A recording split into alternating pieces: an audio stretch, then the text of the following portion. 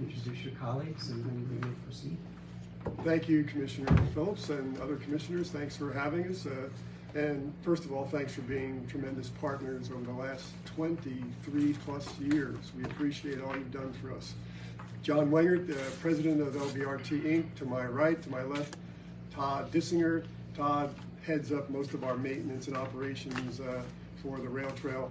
And again, I do some of the grant writing for LVRT Inc. Todd's treasurer, too. And oh, that's right, then Todd is treasurer.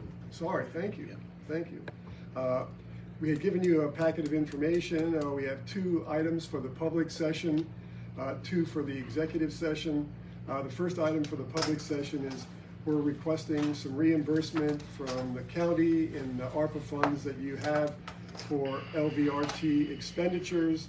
There's a handout at your place in that regard.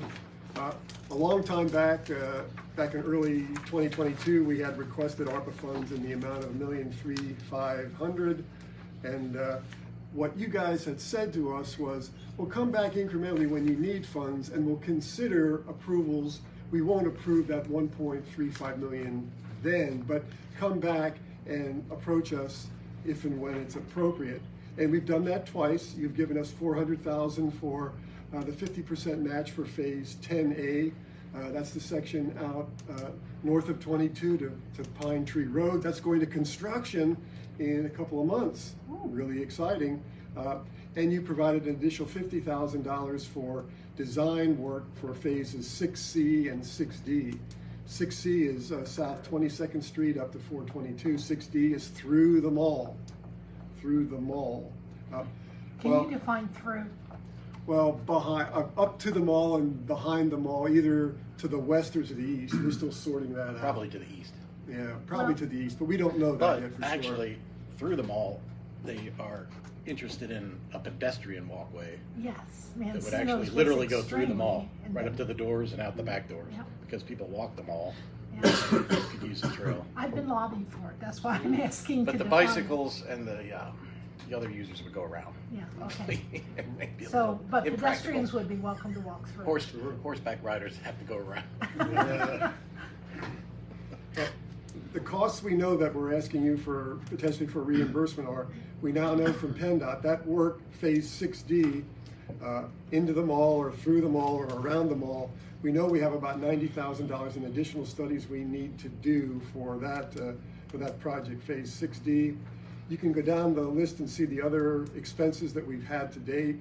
Significant amount for land purchases and easements, a trailer, a used tractor, a brand new storage shed, some truck repairs, and some balance of funds we needed for the new tractor that came partially from a DCED LSA grant. Well, that totals exactly $390,012. We still have some negotiating to do with property owners. We're going to talk to you about that in executive session here shortly. But we're requesting today from you, if it's appropriate, $390,012 for those ongoing and past expenses. Questions for me? Concerns? How many, is this replacement tractors or is this additional tractors? Here, I'll comment on Yeah. that, because I'm the one who hears about the maintenance of all this stuff of the trail. But we have just to kind of give you a little idea of how we operate. We have the barn at the Lebanon Expo, which has a big blue New Holland tractor we got back 95% grant back, I don't know, 24 years ago or whatever. And we currently have a small John Deere in there that mows basically from the city of Lebanon out to Butler Road. The new John Deere that we just bought, which is a heavier tractor, has a mower attachment, a grappler for when we're cutting trees, because it's getting to the point where some of these are really dangerous and we just don't want anybody to get hurt. Has a small backhoe to it, so it has some attachments. Then we have a shed out at Colebrook, which that shed houses one of the smaller John Deeres. It has a bucket on it, but that goes from the county line all the way to Butler Road the other direction. Then we bought the used Kubota for $6,500, which the City Water Authority left us put a shed and on their property out near the dam, I call it a dam, I guess it's a water intake. Secret dam? Which we have. No. Salmon hole. Salmon Salmon hole, hole. dam, salmon hole, which we have a Kubota there, which mows the whole Jonestown section, both directions. So that's pretty much how we're functioning with the tractors, because, and we have all volunteers that are now in place that are taking care of the Each units section. and taking care of the So section. these are additional tractors. Yes. Yeah. Yeah. Thank you. Because before, we had to go to my house, pick up my trailer, drive all over Timbuktu to haul this equipment around. That's why we bought the trailer, because it just wasn't feasible for us to be using our own equipment. And John Wanger donated his pickup truck, which then it needed rocker panels and stuff to bring it up for state inspection. So he donated his truck, which was, thanked him for that, which we need to do as repairs for his truck. So now we use that for our 7,000-pound trailer to move the equipment around and when we're cutting trees and so on and so forth. So Makes sense to me. I just wasn't sure, but I can hear what you're saying. It makes it much more convenient, and you're saving gas and the environment. And Well, I think the maintenance folks, the volunteers can be, more Johnny on the spot, with having facilities and having equipment at key locations. It just is just the way to go for dealing with issues and concerns that come up via cell phone call, Yeah. You are very responsive when there's calls that come in. Thank you. Well, yeah. Don't look at me. Well, you get the call from me, and then you pass it on. but I will you tell guys you, are I will great. tell you It's that amazing. we have a very good group of volunteers that really work hard for this trail, and we really take ownership of this, and which will lead into some other discussion here down the road. But yeah, we're blessed. We really are. It's a great group, and it's well organized group. So they have certain people have almost like certain sections. So if a tree falls down below Conewago, Lake Duffy, Colebrook, the person that has that area unofficially knows that that's kind of their responsibility, and so they're on it. They're within like a couple hours usually. It's You're amazing. amazing. Yeah. So the whole trail's kind of divided like that. We have people that are more or less in charge of certain sections for things like that. No, I don't. And the timing for this request, ASAP? As soon as practical. Yeah, I would think as soon as possible on your end. Okay. On your end. Yeah, I'd like to get it paid this month because the quarter ends in the end of June, and then I have to report in July, so I'd rather get it into this quarter if we can. Awesome. Thank you, Jamie. Thank you, commissioners, considering that. Yeah, Okay. absolutely.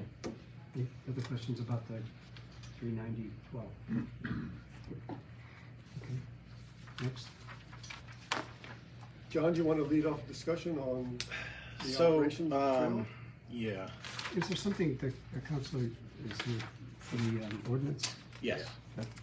Yeah, I asked him to come because this is something we've been kicking around for a couple of years. As the trail has gotten more popular, we have run into more, I guess, user conflict type issues. And then with the advent of some of the newer technologies like e-bikes is a big one. It's turned into almost pretty substantial issue on the trail. You have not only e-bikes, but some of the rules that we have posted, like keep your dogs on a leash, for example, that gets ignored fairly frequently. And what are some of the other ones, Todd, that we were talking about? Well, you have the electric, these scooters that the kids ride. You have the ones that they just stand on with the big ball. Of course, the e-bikes are just, there's so many different classes of those. They just fly down through there. I've actually witnessed some people falling because they think they know what they're doing with it, and they're not really a safe rider. So, back to what I was saying with ownership, we get upset even when we're out there trying to control some of these people, and what happens is you almost end up in a fight with them. It's terrible. They don't. I had an e-bike. Be careful, guys. Well, the e-bikes are allowed, certain Yeah. classes, Class but what one, we're yeah. seeing more and more of is these they're like motorbikes. They're like Yeah. motorcycles. No, I understand what you're And saying. a lot of them are coming, especially at the north end here, from the city out towards, you know, Cornwall. So there's other issues, speed of bicyclists, not giving warning. So you have some like real speed demons out there. The trail's not really designed for that, and people are upset. You have horseback riders that we're in dialogue with now that are supposed to stay off the stone dust path where there's a parallel path for horses, and kind of just prefer to ride down the middle of the stone dust path for whatever reason. So Todd's out there pretty much every day, seeing this firsthand. And then we get a lot of kind of chatter on social media about this stuff on our group, Lebanon Valley Rail Trail's Facebook page, where somebody will start talking about, they'll post a picture of somebody with their dog off a leash, and then you get 25 comments about it, and yeah, all this stuff. So basically, we need some sort of enforcement capability, because right now we don't have any, and neither do the police in the municipalities, because they claim, when we talk to the police about these things, that there's no ordinance for them to regulate the use by. So our goal is to have a countywide ordinance that would cover rules of the rail trail, and there's some model ordinances that we could use, and I've talked to Tim about this a little bit. York County has a pretty good model that's specifically for the rail trail in York. That rail trail is managed by an authority. So there's the York Rail Trail Authority. They adopted this ordinance. We don't quite have that same structure here, but we could follow a lot of the same elements of it. I mean, we could pretty much copy it. Lancaster County also has a pretty good ordinance, but it's more general for Lancaster County parks. It's not specifically for rail trails, but it's a lot of the same stuff. Closed dusk till dawn, no camping, no open fires, blah, blah, blah. And, a lot of things I that have are... one for Monument Park, I believe. I don't know that that would all apply. Oh, you forgot a good model. Yeah. You can So mesh them. basically, I think we just have to draft something based on these models, then adopt it, and then probably it wouldn't be a bad idea to circulate it to some of the municipalities for their input. Good plan. And then just adopt it, and then some of the police are more eager for this than others. Obviously, we have really good response from Cornwall Borough Police Department. They actually were out. They have now acquired a vehicle just for trail patrol. They were out there last week with that. I would say South Londonderry's They're not. pretty good. They're They not walk bad. the trail a lot. They're out I there. see them out there quite a bit. When you get up north, it's a little more problematic because there's not necessarily local police coverage, and the state police probably aren't going to do too much unless it's something major. So Lebanon City's pretty interested in it. Is there a mile per hour that you don't want people to exceed? That would, no matter what Well- kind of e-bike they have, that would be very helpful. Yeah. Like mine has a speedometer, and What do we have? I normally go 15. 7. 15 is 15 miles per hour. technically. 15, okay. We have signs there that say 15 mile an hour. We have signs and these signs were donated by people that had interest about how you're supposed to approach somebody and how you're supposed to pass them verbally. And then we also have the Class 1 e-bike sign up.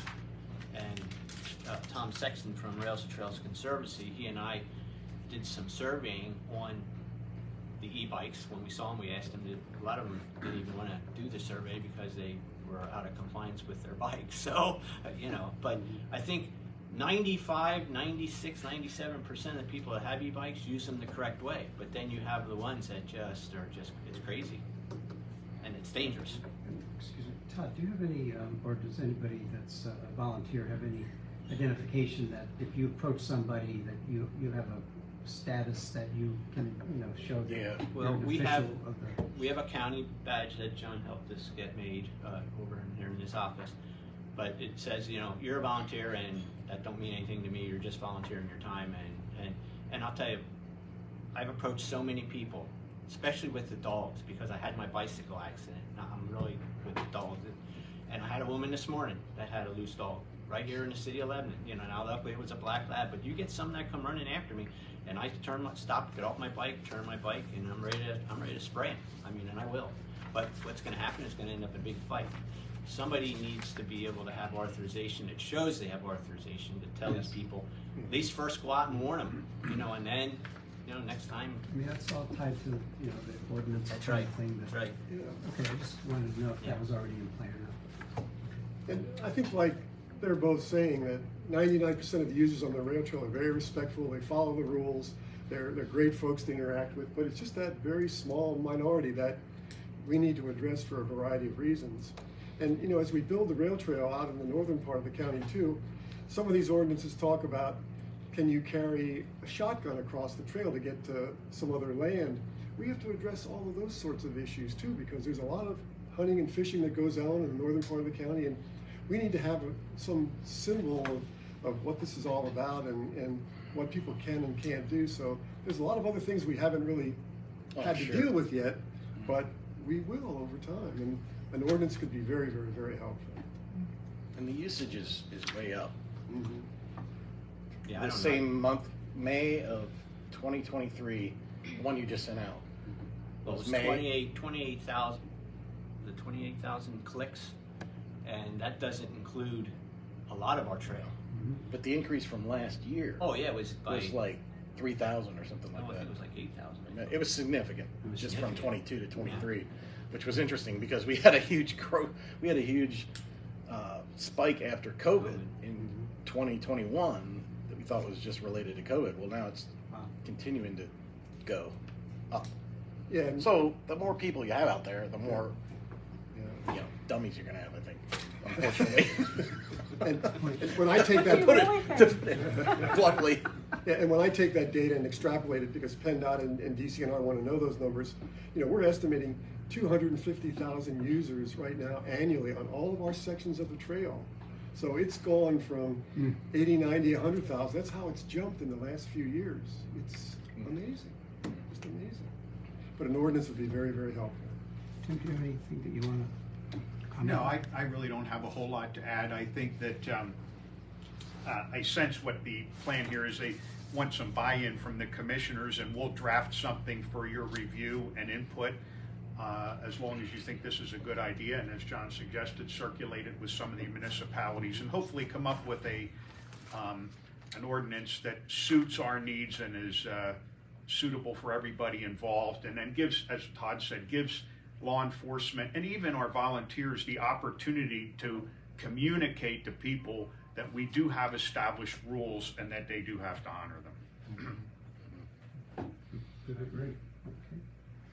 Okay. Is it okay with you if they proceed, John? Yes, absolutely. Okay. All right.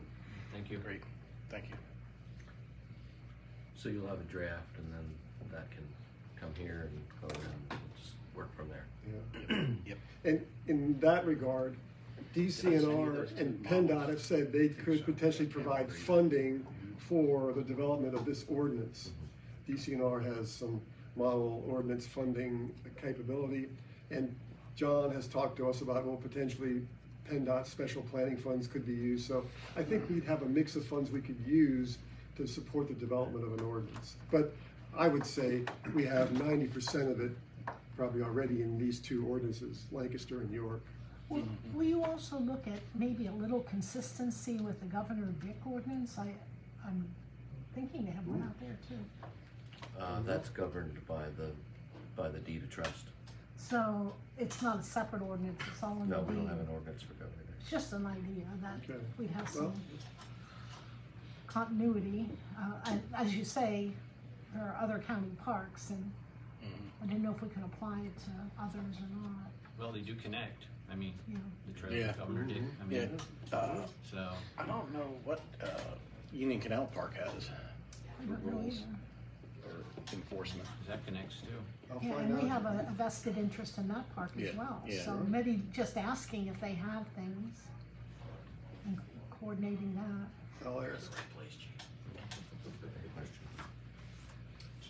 You do. Yeah, one question, well, two questions. One, assuming York County was very cognizant of this, but does DCNR or PennDOT have limitations that they require or tolerate within an ordinance when it has to do with vehicles, particularly PennDOT, because it's these are transportation grants, so Yeah. do they say, well, you can limit it to this point, but it's still a transportation corridor? There is some of that in regard to e-bikes. In fact, Yeah. DCNR came out with a position I on just do want e-bikes. I want to be cognizant of the funding. If they say, well, you went a little too far with this ordinance, and now you're limiting beyond.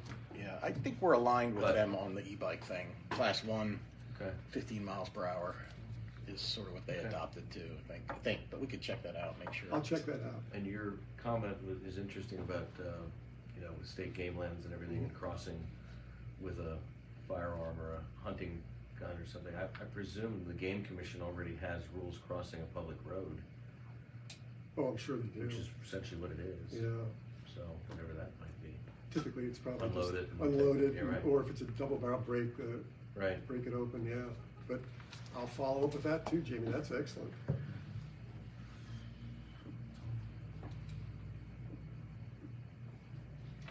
There are dozens of those sorts of little things, right? Mhm. Yeah. I'd like to share with you something here, though. We made up this I Care to Repair letter, and when I'm out riding, I'll stop at the different trailheads and put that on the windshield of the car door, And I put out 165 here recently, and the response of donations we get is pretty good. But the one thing is the great notes that we get saying about how they love this section and how they love how it's kept care of, and just a lot of praise, so it's always good to know that, with their check. So I just wanted to point that out to you. That's awesome. Yeah. Okay. Anything else before the executive session? Public? Say thank you all for your dedication to this. It's a great asset in our community. Great partnership. Yeah, it is. Probably the most well-used anything in the county. I mean, 200 and what did you say, 50,000 users annually? And it even might be over that. Yeah, it could be Because over Tom's that. Basin, I have a counter on the west side of Colebrook Trailhead. So that only picks them up going to the county line. But from Colebrook to Mount Gretna, we're not counting. From Alden Place Trailhead to Gretna, which is used heavily, we're not counting. From Cornwall going to Gretna, we're counting, but not from Cornwall in towards the city. Oh my. So if they only go to the expo or the expo out, we're not counting, because the counter is on, Oh, sure. It's doing what it's supposed to. yeah. All right, that's it, sorry. Anything else? Okay, then thank you, and we'll do our homework and get our process underway for maybe a week tomorrow, Jamie? For the, Well, yeah. Sorry, I was working on the ordinance thing. okay. That'll be our time frame for the check, will be Okay. a week tomorrow. It's our next public meeting. Okay, that's awesome. Thank you. You want it 50s, 10s? Jonathan, do you have Just let me anything? know when you're Unmarked. sending it so we can take it. All right, yeah, so they'll take a formal motion next week, and then I'll do a requisition and get the check. Perfect. Wow, thank you. All right, thank you again, and we'll be on to the next thing, which is the executive session for real estate discussion. Okay, are you staying for that too? Yep. Oh, okay, Yes. you're excused. I was gonna say, I actually did have something to ask. Now I understand not wanting dogs on the trail. That I completely understand. But, No, it's leashes, I think. Yeah. Unleashed. okay, on leashes. But, I am an owner, I don't actually, I haven't gone to the rail trail in a while. It's beautiful, but I haven't gone because I've been busy running. But, as someone who owns a German Shorthair Pointer,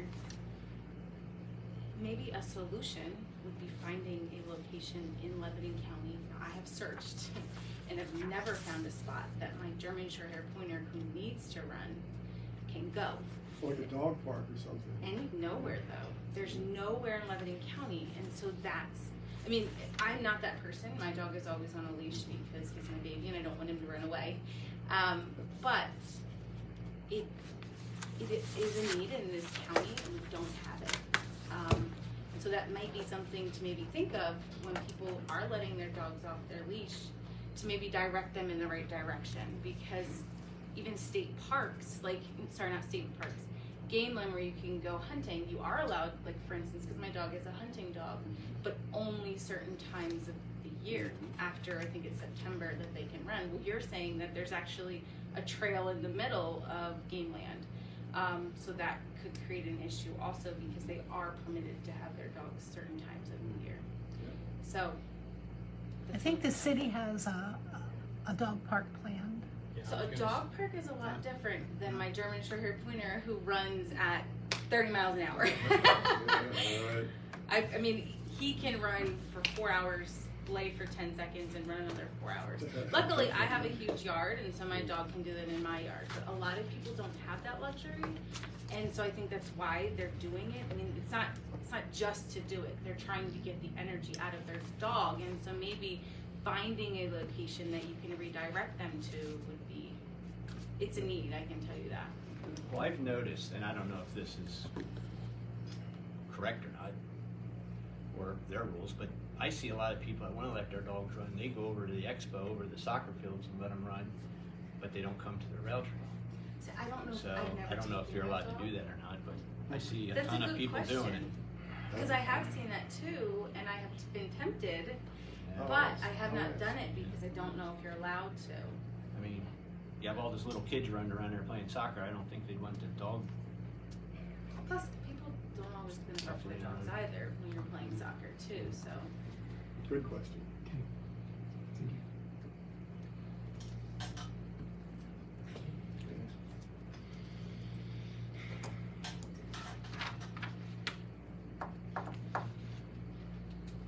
So this ends the public We session. have to go to Yeah. yeah, executive. I figured.